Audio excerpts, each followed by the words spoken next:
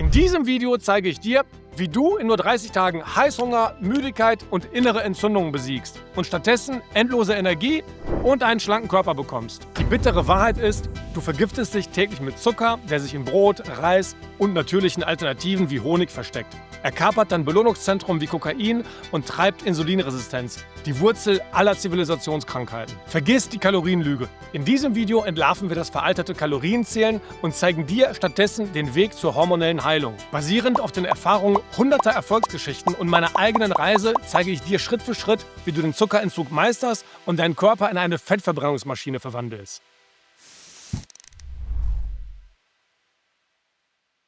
Hi, ich bin Arthur von Life Algorithm. Mit 45 Jahren fühle ich mich stärker, fitter und mental klarer als mit 30. Und das mit nur 3 Stunden Training pro Woche, ohne teure Supplemente und 100% natürlich. Und der größte Hebel dafür war nicht mein Training, sondern eine einzige entscheidende Veränderung meiner Ernährung. Um dir die bestmöglichen Informationen zu liefern, habe ich für dieses Video die 8 erfolgreichsten YouTube-Videos zum Thema Zuckerverzicht analysiert. Ich habe die Kernaussagen verdichtet und sie mit den Meinungen führender Experten wie Dr. Ben Bigman, Dr. Robert Lustig, Dr. Ford Brewer und Professor Dr. Spitz abgeglichen. Was du hier bekommst, ist also keine Einzelmeinung, sondern die Essenz aus dem, was wirklich funktioniert und wissenschaftlich fundiert ist. Dieses Video ist deine persönliche Transformations- und Befreiungsreise. Es ist die Reise weg von der unbewussten täglichen Vergiftung durch Zucker und raffinierte Kohlenhydrate, die als Nahrung getarnt sind und heimlich deine Gesundheit sabotieren, hin zu einer bewussten 30-Tage-Entscheidung, die dir die Kontrolle zurückgibt. Es geht hier nicht um Verzicht. Es geht um die Rückeroberung deiner metabolischen Gesundheit und die Befreiung aus den Ketten der Zuckersucht. Ich höre oft aus meinem Umfeld, Arthur, du verzichtest ja auf so viel. Meistens kommen solche Kommentare von Menschen, die selbst mit Übergewicht oder anderen Zivilisationskrankheiten zu kämpfen haben. Und meine ehrliche Antwort darauf ist, nein, nicht ich verzichte, sondern diejenigen, die sich weiter mit Zucker vergiften. Sie verzichten auf ihre Gesundheit, auf Energie, auf Leistungsfähigkeit und Klarheit im Kopf. Denn wie Dana White mal in einem Podcast gesagt hat, nichts schmeckt besser, als sich großartig zu fühlen. Und genau dieses Gefühl möchte ich mit dir teilen. Wir decken heute gemeinsam 4 entscheidende Bereiche auf. Erstens, wir entlarven die süße Droge und ihre perfekte Tarnung in unserem Alltag. Zweitens, wir tauchen tief ein in den unsichtbaren Feind, der fast alle chronischen Krankheiten antreibt, die Insulinresistenz. Drittens, ich zeige dir die unglaubliche körperliche und mentale Transformation, die dich in nur 30 Tagen erwartet.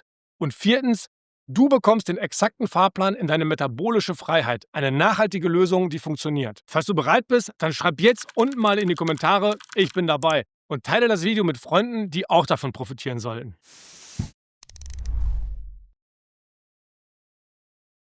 Sei mal ganz ehrlich zu dir selbst. Kommt dir das bekannt vor? Du wachst morgens auf und fühlst dich schon wie gerädert. Ohne den ersten Kaffee geht bei dir gar nichts. Nach dem Mittagessen kommt da dieses gefürchtete Mittagstief, das dir jede Energie für den Nachmittag raubt. Und abends auf der Couch, da meldet er sich dann. Dieser unbändige Heißhunger auf etwas Süßes oder Salziges. Zeitgleich will das Fett am Bauch einfach nicht verschwinden, egal was du versuchst. Deine Haut ist vielleicht unrein und deine Verdauung spielt sowieso verrückt. Wenn du jetzt auch nur bei einem dieser Punkte genickt hast, dann bist du hier goldrichtig. Denn das sind keine Zufälle und es ist auch nicht normal. Es sind die typischen Symptome einer Gesellschaft, die unbewusst auf einer Droge von Big Food läuft. Zucker. Du denkst vielleicht, das betrifft dich nicht, weil du ja keine Schokolade isst oder Cola trinkst. Aber die bittere Wahrheit ist, die Zuckerindustrie hat es geschafft, ihre süchtig machende Substanz perfekt zu tarnen. Ach, wie wär das Leben traurig, gäbe es keinen Zucker mehr. Kinder hätten keine Freude, keine Lust zum Spielen mehr. Zucker zaubert. Zucker zaubert Energie. Seht ihr, so gedeihen sie. Ach, wie wär das Leben hässlich, gäbe es keinen Zucker mehr. So ein hübsches, junges Mädchen wäre dicklich, rund und schwer. Zucker zaubert. Ihre Linie bleibt so schlank wie eine Pinie. Das lässt sich beweisen. Zucker zaubert. Der Feind steckt nicht nur in den offensichtlichen Süßigkeiten. Er lauert in deinem vermeintlich gesunden Frühstücksmüsli, im Fruchtjoghurt, in der Salatsoße, im Ketchup, in fast jedem Fertiggericht, in Brot, in Nudeln, in Reis, überall. Meine Analyse der 8 erfolgreichsten Videos zu diesem Thema hat gezeigt, dass dies einer der am häufigsten genannten Punkte ist. Der versteckte Zucker und die Tatsache, dass alle raffinierten Kohlenhydrate im Körper wie Zucker wirken, sind das eigentliche Problem. Aber warum ist das so schlimm? Es gibt 3 zentrale Mechanismen, die du verstehen musst. Erstens, Zucker wirkt im Gehirn wie eine harte Droge. Wissenschaftler wie Dr. Robert Lustig, einer der führenden Experten auf diesem Gebiet, haben gezeigt, dass Zucker, insbesondere die Fructose, das Belohnungssystem in unserem Gehirn kapert. Es löst einen Dopaminkick aus, genau wie Kokain oder Nikotin. Das Resultat? Du brauchst immer mehr davon, um den gleichen Effekt zu erzielen. Und wenn du es weglässt, bekommst du echte Entzugserscheinungen. Dein Heißhunger ist also keine Willensschwäche, es ist ein biochemisches Suchtverlangen. 73% of the items in the American grocery store are poisoned.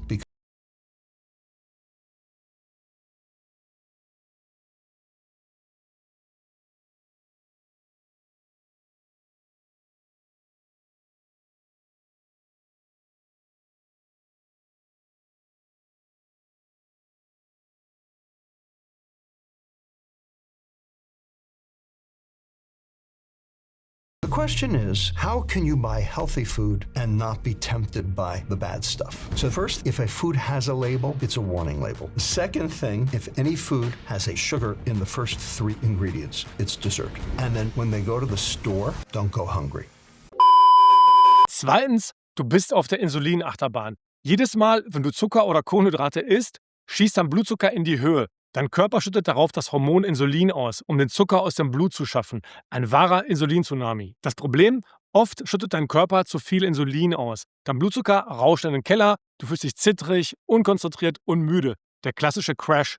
Und was verlangt dein Gehirn dann? Richtig, den nächsten Zuckerkick. Ein Teufelskreis. Falls es langsam bei dir Klick macht, dann lass jetzt gerne schon mal einen frühen Klick auf den Daumen nach oben da oder einen Doppelklick auf den Daumen nach unten. Und drittens, und das ist vielleicht der schockierendste Punkt, deine Leber ist unter Dauerbeschuss. Die Fructose im Zucker kann fast ausschließlich von der Leber verstoffwechselt werden. Isst du zu viel davon, wird deine Leber damit überflutet und wandelt den Zucker direkt in Fett um, wie ich bereits in meinem Video zum Thema Fettleber ausführlich erklärt habe. Das Resultat ist die nicht-alkoholische Fettleber. Eine Krankheit, die früher fast nur bei Alkoholikern bekannt war und heute eine Epidemie bei mindestens 25% aller Menschen ist, selbst bei Kindern. Und das führt uns direkt zum ersten großen Mythos, den wir heute sprengen. Fruchtzucker ist doch gesund. Oder Honig und Agavendicksaft sind natürliche, bessere Alternativen. Das ist eine der gefährlichsten Marketinglügen überhaupt. Agavendicksaft zum Beispiel besteht bis zu 80% aus Fructose und ist damit für deine Leber noch giftiger als der gefürchtete High-Fructose Corn Syrup, der auch in Deutschland verwendet wird. Honig und Ahornsirup, metabolisch kaum ein Unterschied zu normalem Haushaltszucker. Lass dich nicht täuschen. Zucker bleibt Zucker, egal wie natürlich das Etikett aussieht. Und dass Zucker uns süchtig macht und deine Leber vergiftet, ist nur die Spitze des Eisbergs. Der eigentliche unsichtbare Grund, warum er dich systematisch krank, müde und übergewichtig macht, liegt noch viel tiefer in jeder einzelnen Zelle deines Körpers. Und genau das schauen wir uns jetzt an.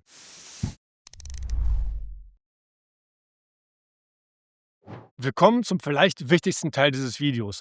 Wenn du das hier verstehst, verstehst du die Wurzel von 90% aller Zivilisationskrankheiten. Davon bin ich überzeugt. Wir müssen über den unsichtbaren Feind sprechen, der im Zentrum von allem steht. Die Insulinresistenz. Was du unbedingt verstehen musst, und das ist der entscheidende Punkt, ist Folgendes. Es geht nicht primär um Kalorien, es geht um Hormone. Das Masterhormon für deinen Stoffwechsel und deine Fetteinlagerung ist Insulin. Seine Hauptaufgabe ist es, Zucker aus dem Blut in deine Zellen zu transportieren. Und jetzt kommt der Knackpunkt. Jede Form von Zucker und Kohlenhydraten, ja, auch die vermeintlich guten aus Vollkorn oder Haferflocken, lässt deinen Insulinspiegel ansteigen. Und genau hier liegt der größte Fehler, den die meisten Menschen machen. Sie zählen Kalorien, anstatt ihre Hormone zu steuern. Sie glauben, komplexe Kohlenhydrate seien harmlos oder sogar notwendig für ihre Energie. Das ist ein fataler Irrtum, der von Big Food seit Jahrzehnten geschürt wird, wie ich auch in meinem Video zum Thema Kohlenhydrate erkläre. Lass mich eines klarstellen. Es geht hier nicht um die generelle Verteufelung von Kohlenhydraten. Ja, man kann auch mit Kohlenhydraten gesund leben, wenn bestimmte Bedingungen erfüllt sind. Ein Mensch, der topfit ist, viel Muskelmasse hat, sich täglich viel bewegt und dessen Stoffwechsel kerngesund ist, der kann Kohlenhydrate viel besser verarbeiten. Aber jetzt mal Hand aufs Herz. Wie viele Menschen kennst du, auf die das heute noch zutrifft? Die Realität für die allermeisten von uns in Deutschland sieht doch ganz anders aus. Bürojob, wenig Bewegung im Alltag, kaum Sport, dafür aber jede Menge Stress und eine Ernährung, die überquillt von Zucker und raffinierten Kohlenhydraten. Schätzungen aus den USA zufolge sind bereits 75% der Bevölkerung insulinresistent. Eine offizielle Zahl für Deutschland gibt es meines Wissens nach nicht, aber wir können davon ausgehen, dass die Situation hierzulande nicht dramatisch anders ist, da über 10% der Menschen bereits in Deutschland Diabetes haben, was nur die Endstufe von Insulinresistenz ist. Das heißt, die überwältigende Mehrheit von uns ist metabolisch bereits angeschlagen. Für diese Mehrheit ist eine hohe Kohlenhydratzufuhr schlichtweg problematisch. Und wenn wir uns die Menschheitsgeschichte anschauen, ist unsere heutige Makronährstoffverteilung mit einem riesigen Anteil an Kohlenhydraten auch völlig unnatürlich. Zigtausende von Jahren bestand unsere Nahrung hauptsächlich aus Fett und Protein mit nur saisonal verfügbaren, ballaststoffreichen Kohlenhydratquellen. Unser Körper ist evolutionär nicht auf die heutige Kohlenhydratflut ausgelegt. Es geht also nicht darum, Kohlenhydrate per se zu verteufeln. Es geht darum zu erkennen, dass sie für die meisten Menschen im heutigen Lebensstil in den üblichen Mengen schlichtweg nicht gesund sind. Warum ist das mit dem Insulin aber so entscheidend? Stell dir vor, du klopfst ständig an eine Tür. Am Anfang macht man dir auf. Aber wenn du ununterbrochen, Tag für Tag, Stunde für Stunde an diese Tür hämmerst, was passiert dann? Richtig, irgendwann reagiert niemand mehr. Du wirst ignoriert, ähnlich wie der Hirtenjunge, der immer wieder „Der Wolf kommt" rief. Genau das passiert in deinem Körper. Durch die ständige Flut an Zucker und Kohlenhydraten schreit deine Bauchspeicheldrüse ununterbrochen nach Insulin. Deine Zellen werden mit Insulin bombardiert und irgendwann werden sie taub. Sie stumpfen ab. Sie werden insulinresistent. Dein Körper steckt jetzt in einem Dilemma. Der Zucker muss aus dem Blut. Also tut die Bauchspeicheldrüse das Einzige, was sie noch tun kann. Sie produziert noch mehr Insulin. Diesen Zustand nennt man Hyperinsulinämie. Und dieses chronisch hohe Insulin ist der wahre Brandstifter in deinem Körper. Erstens, ein hohes Insulin wirkt wie ein Türsteher für deine Fettzellen. Es blockiert die Fettverbrennung und befiehlt stattdessen die Einlagerung. Dein Körper kann also kaum Fett abbauen, solange viel Insulin da ist, egal wie wenig du isst. Zweitens, Insulin macht dich hungrig. Es blockiert das Sättigungshormon Leptin im Gehirn. Dein Gehirn denkt also, du verhungerst, obwohl du genug Energie hast. Das Ergebnis? Ständiger Hunger und Heißhungerattacken. Und drittens, chronisch hohes Insulin fördert stille Entzündungen im ganzen Körper. Das ist wie Rost, der sich langsam durch deine Gefäße, Gelenke und sogar dein Gehirn frisst. Das führt uns direkt zum nächsten Mythoskonflikt. Das veraltete Kalorienmodell gegen das hormonelle Insulinmodell. Es ist nicht Kalorien rein, Kalorien raus. Es ist die Qualität der Kalorien, die deine hormonelle Antwort bestimmt und damit entscheidet, ob du Fett speicherst oder verbrennst. Ein Buch, das mir hier wirklich die Augen über die Mechanismen von Zucker und Insulin geöffnet hat, ist Die bittere Wahrheit über Zucker von Dr. Robert Lustig. Es ist keine leichte Kost, aber es legt die wissenschaftliche Grundlage für alles, was wir hier besprechen. Dieses und andere wichtige Bücher, die dein Leben verändern können, findest du auf meiner Empfehlungswebseite unter Top 3 Produkte, Wissen Bildung, Bücher Gesundheit, Ernährung, Zucker. Den Link packe ich dir wie immer unten in die Videobeschreibung. Und das erklärt auch das Phänomen des TOFI, Thin Outside, Fat Inside. Ein passender deutscher Begriff dafür wäre wohl außen schlank, innen krank. Denn genau das ist es. Du kannst nach außen hin topfit aussehen, einen normalen BMI haben und trotzdem innerlich durch Insulinresistenz eine Fettleber und krankhaftes Bauchfett ansammeln. Dein Gewicht auf der Waage verrät dir also absolut nichts über deinen wahren Gesundheitszustand.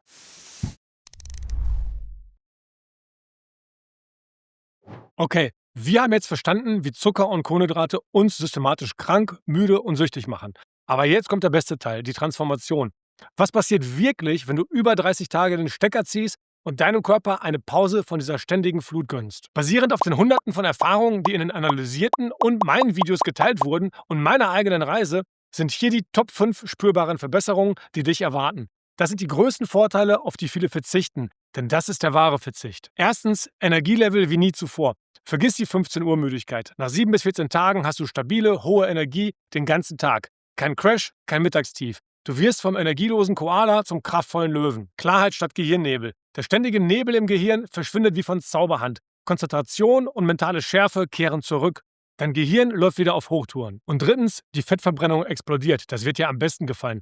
Du siehst es sofort im Spiegel. Das Gesicht wird definierter, der Bauch wird wieder flacher. Besonders das gefährliche Viszeralfett um die Organe schmilzt weg. Und viertens, Freiheit von Heißhunger. Der ständige Drang nach Süßem oder Salzigem verschwindet. Du hast endlich wieder eine Kontrolle. Keine 11 Uhr oder 21 Uhr Attacken mehr. Und fünftens, die Bonuseffekte. Deine Haut beginnt zu strahlen. Die Verdauung normalisiert sich, deine Stimme wird wieder ausgeglichener, sogar der Schlaf verbessert sich. Aber ich muss ehrlich sein, und das ist der entscheidende Punkt, der oft zu kurz kommt. Der Weg dorthin ist steinig. Und das führt uns zum wichtigsten Mythos und Konflikt in diesem Kapitel. Viele brechen nach wenigen Tagen ab, weil sie sich schlecht fühlen. Kopfschmerzen, Müdigkeit, extreme Reizbarkeit, die sogenannte Ketogrippe. Und hier ist die Umdeutung, die alles verändert. Sieh diese Symptome nicht als Niederlage, sondern als Triumph. Sie sind der unumstößliche Beweis dafür, dass du vorher süchtig warst. Dein Körper rebelliert, weil er seine Droge nicht bekommt. Es ist ein waschechter Entzug. Und wenn du das spürst, weißt du, du bist auf dem absolut richtigen Weg. Halte durch. Nach 3 bis 7 Tagen ist der Spuk meistens vorbei und dann beginnt die eigentliche Transformation. Gerade in dieser Anfangsphase kann es helfen, die Elektrolytspeicher aufzufüllen, um die Ketogrippe abzumildern. also genug Salz, Magnesium und Kalium.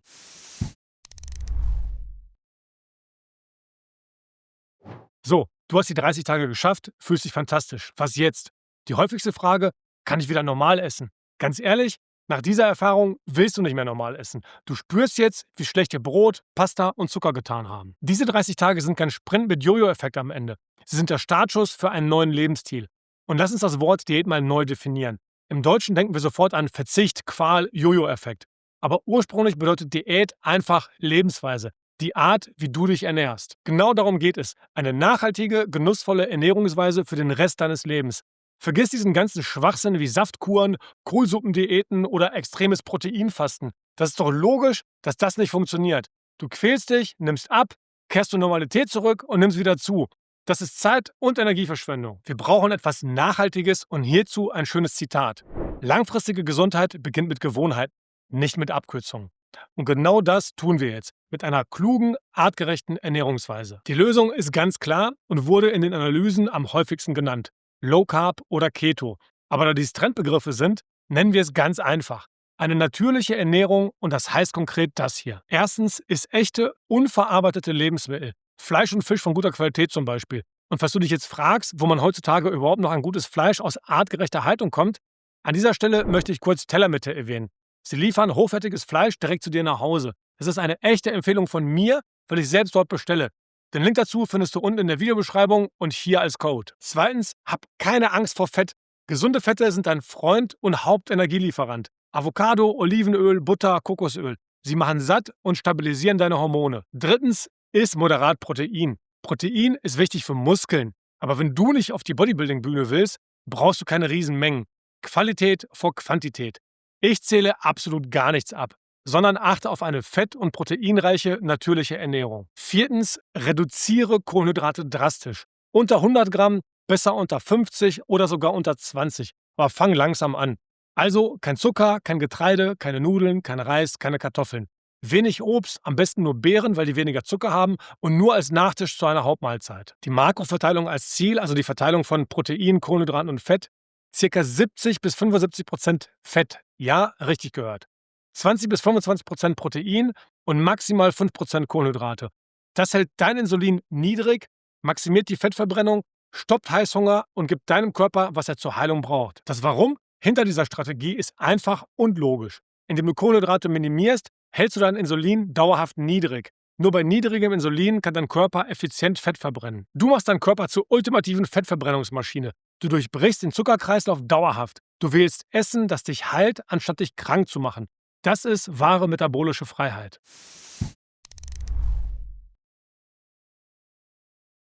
Lass uns die 3 wichtigsten Erkenntnisse aus diesem Video noch einmal auf den Punkt bringen. Wenn du nur 3 Dinge mitnimmst, dann diese hier. Erstens, Zucker und alle raffinierten Kohlenhydrate sind pures Gift für deinen Stoffwechsel. Sie verursachen Insulinresistenz und eine Fettleber. Die Wurzeln fast aller chronischen Krankheiten. Zweitens, dein Nebel im Gehirn, deine ständige Müdigkeit und dein unkontrollierbarer Heißhunger sind kein Normalzustand, sondern die direkten Folgen der Zuckersucht. Drittens, ein konsequenter 30-Tage-Entzug nach Low-Carb-Prinzipien ist der mächtigste Schlüssel, um diese Sucht zu brechen, deinen Körper auf Fettverbrennung umzustellen und deine Gesundheit zurückzuerobern. Das ist die Essenz der Transformation. Wenn du diese 3 Punkte verinnerlicht hast, hältst du den Schlüssel zu mehr Energie und Gesundheit in deiner Hand.